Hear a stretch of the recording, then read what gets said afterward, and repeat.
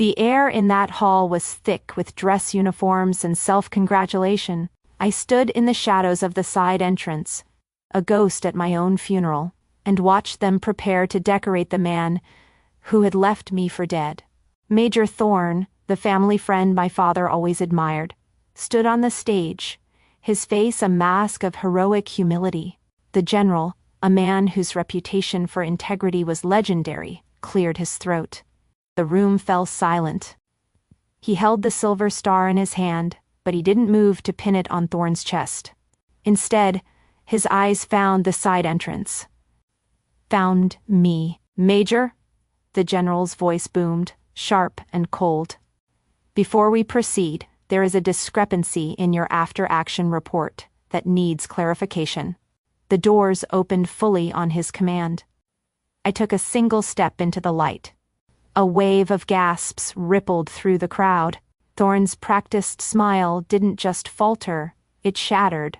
The blood drained from his face, leaving behind a waxy, horrified sheen. He looked at me not as a colleague, but as an impossibility, a nightmare made real. The general's gaze was like granite as he looked back to the man on the stage.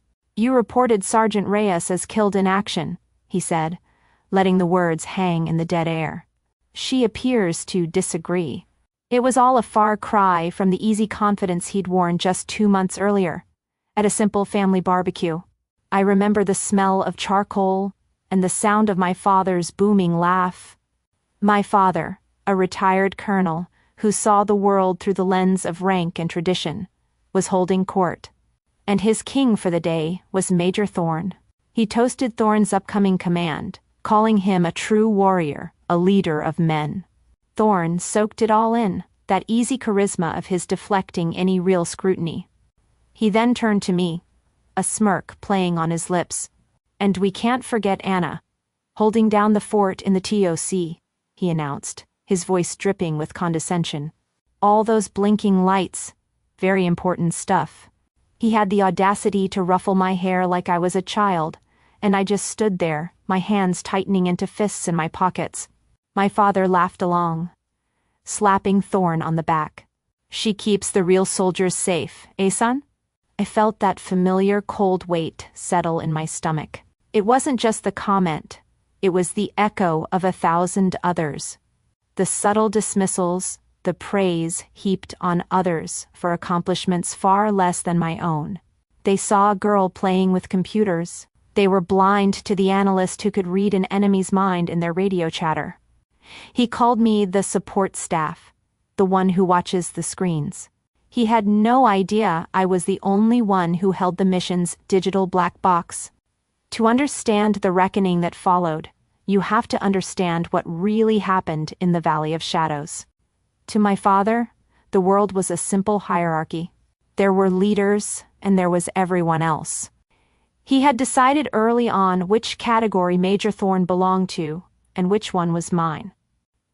Growing up, I heard Thorne's name at the dinner table more than I heard my own. It was always Thorne's leading a platoon now, that's real leadership, or Thorne is on the command track. Every achievement of his was a testament to his character, a shiny, new brick in the legacy my father was building for him in his mind.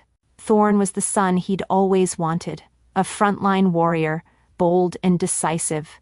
I, on the other hand, was a footnote.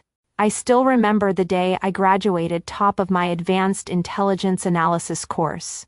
I'd spent months in a highly competitive program, learning to see the patterns in chaos that no one else could. I called home, my certificate in hand, feeling a rare flicker of pride. My father's reaction was predictable. "Oh, that's nice, dear," he'd said, his voice distant. "Intel is a good, safe career for you." It wasn't a compliment. It was a dismissal, a gentle pat on the head that felt heavier than a slap.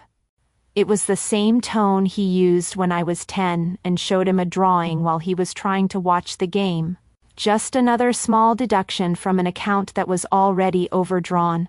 The only person who truly understood was my brother Leo, a cybersecurity student who saw the world in code and data streams, just like I did. He didn't need to see me hold a rifle to know I was a warrior. He saw the intricate network maps I designed. He understood the algorithms I used to predict enemy movements. He'd look at my work and just nod, a silent acknowledgement that we spoke a language our father would never learn. "You see the whole board, Anna," he once told me. "They're just moving the pieces. Don't ever forget that." He was my ally, the only one who saw me as I was, not as who they expected me to be. That clarity was what I needed on the mission. I wasn't on the ground with them, but I was everywhere else. From a sterile, climate-controlled room hundreds of miles away, I saw the entire battlefield as a living entity. The hum of the servers was the only sound as I scanned the network traffic, my eyes tracing lines of code and encrypted signals. It was there I saw it. A subtle shift in communication frequency, a surge of thermal signatures in a narrow canyon. It was a classic pincer movement ambush, textbook but deadly. I keyed my mic, my voice calm and even. "Viper 1, this is Ghost Actual. I'm flagging multiple thermal spikes in Sector Gamma. Hostile chatter indicates a probable ambush at Checkpoint 4. Advise immediate reroute to Exfil Point Bravo." The response that came back was crackling with static and arrogance. It was Thorn. Negative, Ghost Actual. We stick to the plan. There was a brief pause, and I could almost picture the condescending smirk on his face. "Your intel is ghosting shadows. I have eyes on the ground, and it's all clear." His words hung in the air, a monument to an ego so large it blocked out the sun. He trusted his gut over my data. He was a warrior, and I was just the girl who watched the blinking lights. Perception my father had championed, and one Thorn had clearly internalized. He was making a fatal mistake, and he was too proud to even consider he was wrong. The first explosion rocked my audio feed, less than 10 minutes later. The calm professionalism of the squad's comms dissolved into panicked shouts, and the thunder of heavy machine gun fire. They had walked right into it, exactly as the data had predicted. I was their only way out. I started calling out enemy positions, mapping escape routes in real time, trying to pull them out of the fire. But the chaos was overwhelming them, and in the middle of it all, I heard Thorn's voice, tight with a fear he couldn't conceal. He was making a choice. Not a tactical choice, but a selfish one. He chose his career over my life. I was mid-sentence, relaying the coordinates for a defensible ridge, when my screen went blank. It wasn't the chaotic fizzle of battle damage. It was a clean cut. A single, deliberate command that severed my connection to them. A digital execution. The silence was more terrifying than any explosion. On a separate, open channel that was still live, I heard his voice, strained but resolute, sealing my fate for the official record. "Ghost Actual is Kia. I repeat, Ghost Actual is Kia. We are pulling out." He wrote my obituary to secure his medal. He thought a ghost couldn't testify, but I was going to make sure the entire command read my final report. The journey back was clarifying. Every day spent navigating hostile territory. Every close call stripped away the useless emotions. The shock, the anger, the sense of betrayal. They were heavy, and I couldn't afford to carry them. They burned away like fuel, leaving behind something cold, hard, and efficient. By the time I walked onto that secure forward operating base, I wasn't a victim seeking sympathy. I was an operative with a new mission. I wasn't there for revenge. I was there to correct the official record.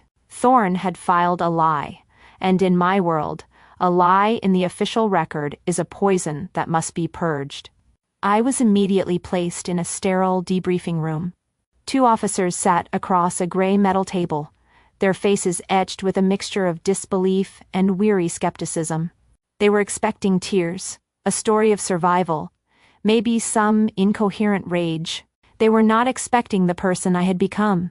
I gave them a concise, factual account of the mission, the ambush, and the communications sever.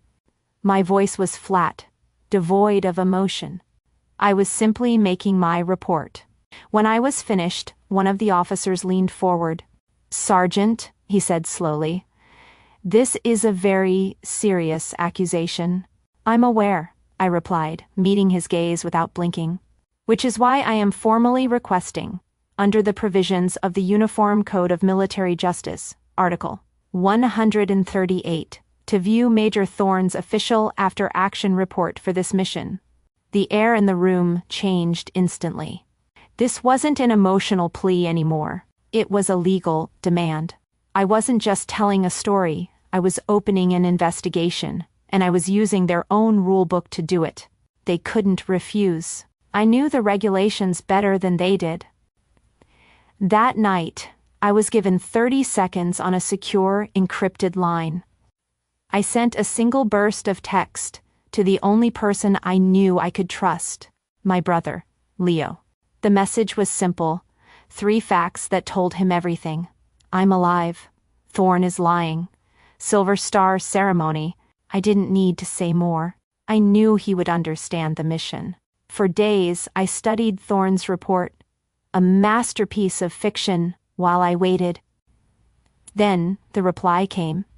It was just as concise as my own message. "Madsen is pinning the medal. You have 10 days. General Madsen, a man famous for his fanatical devotion to protocol and honor. He was the key. Thorne had chosen the one man to honor him, who would never tolerate a lie. The trap was set. Thorne had filed his story as fact, but every official report leaves a paper trail.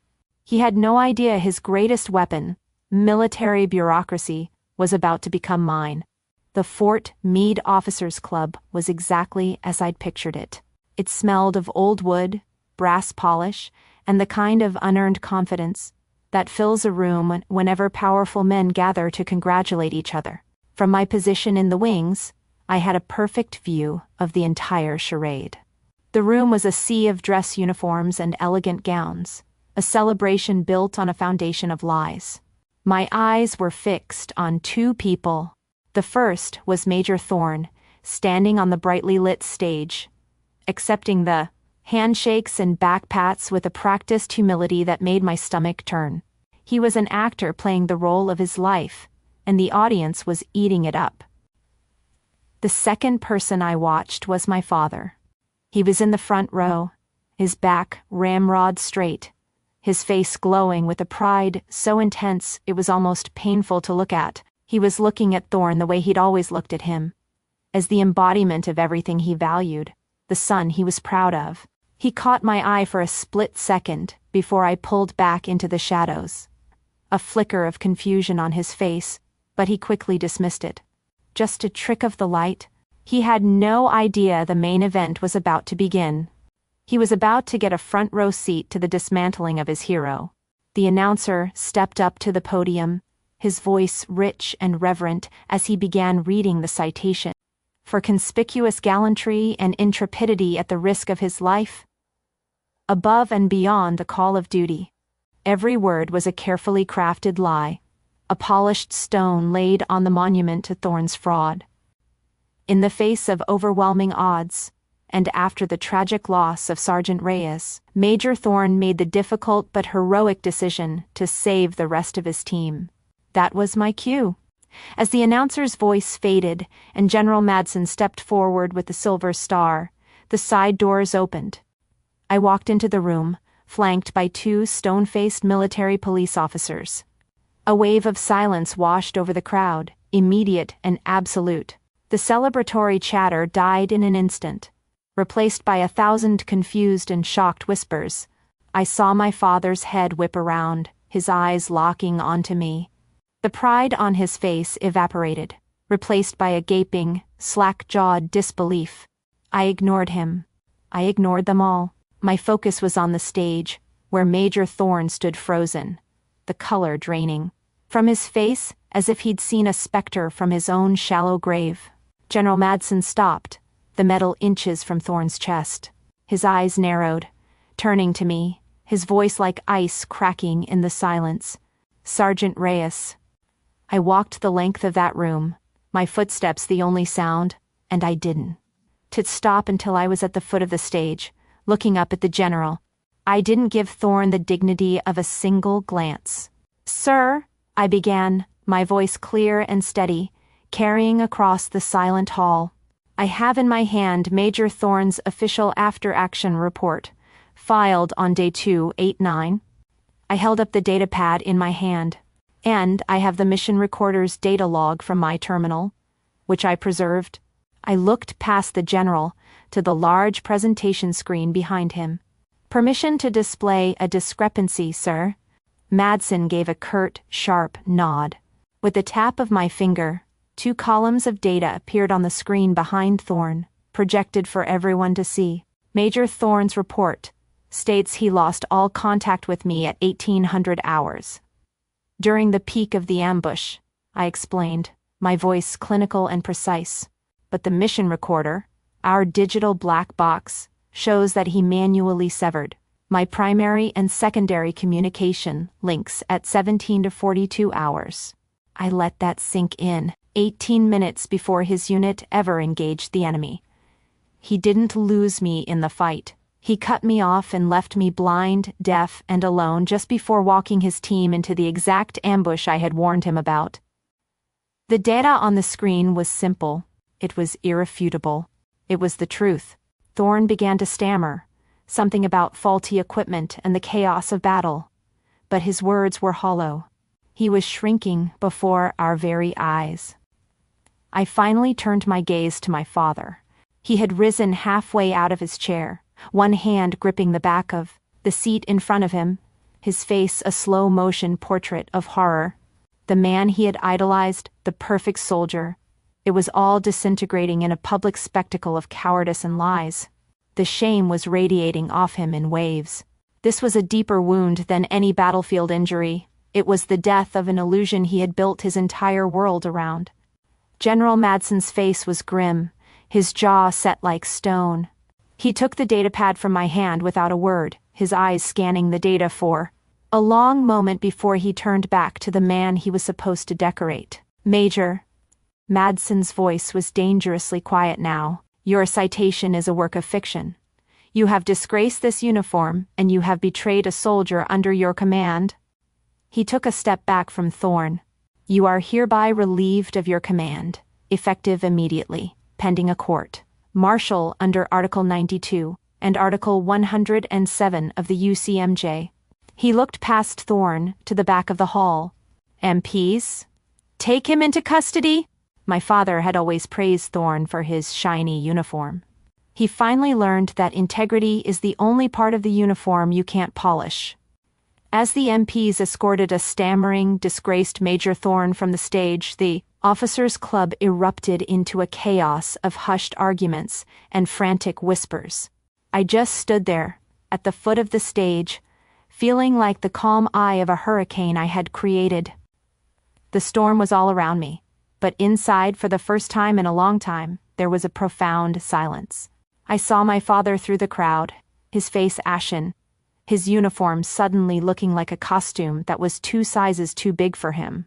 He started to push his way towards me, his mouth opening and closing, but he never made it.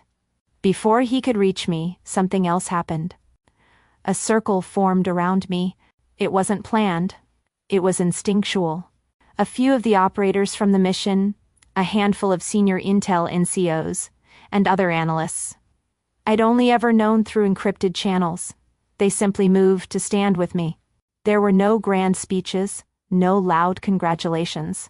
There was just a series of quiet handshakes and nods of profound, absolute respect. In their eyes, I saw something my father had never shown me: acknowledgement. They saw me. They knew what I had done, and they knew what it had cost. General Madsen came over, placing a heavy, steadying hand on my shoulder. "That was the bravest debrief I've ever witnessed, Sergeant," he said, his voice low and firm. "Your integrity is a credit to the uniform. A year can change a lot.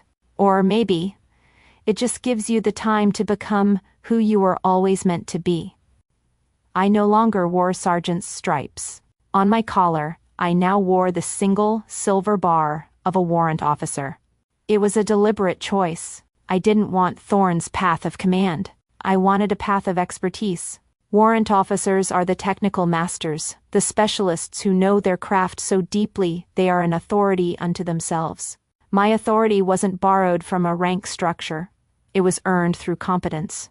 My new command was a state-of-the-art intelligence training center, and my new team was a group of bright, eager analysts who looked at me not as a ghost, but as a legend they wanted to learn from.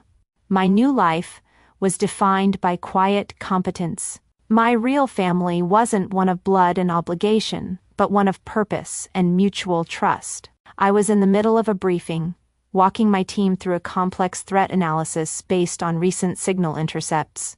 The atmosphere was collaborative, my team interjecting with sharp questions and brilliant insights. On the main screen, my brother Leo was patched in via a secure video link, lending his cybersecurity expertise to the problem. We worked together seamlessly, a fusion of intelligence and technology. There was an easy respect in that room, a shared dedication to the mission.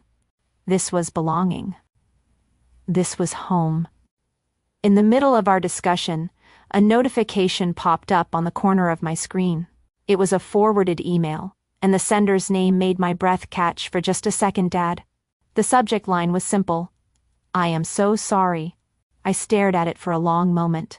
The younger me, the girl who had spent a lifetime starving for a single crumb of approval, would have wept with relief. She would have opened it, desperate to read the words she had always longed to hear. But I wasn't that girl anymore.